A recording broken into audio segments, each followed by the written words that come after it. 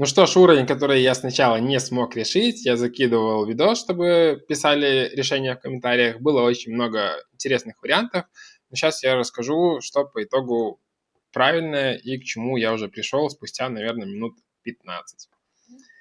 Сначала я думал, что здесь должно быть 36, 12, какая-то такая закономерность, но здесь на самом деле все намного проще.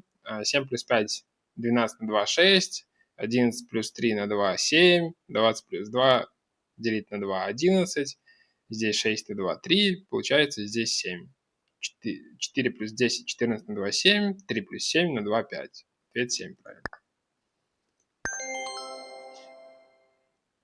Так, решаем следующую задачу. Что у нас тут есть?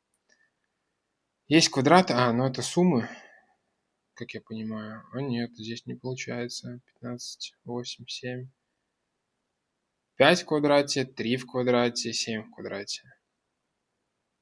5, 3, 7, 9. Может быть, будет 81. Нет. 3, 5, 7, 1. Ну да, легко. Там было два варианта.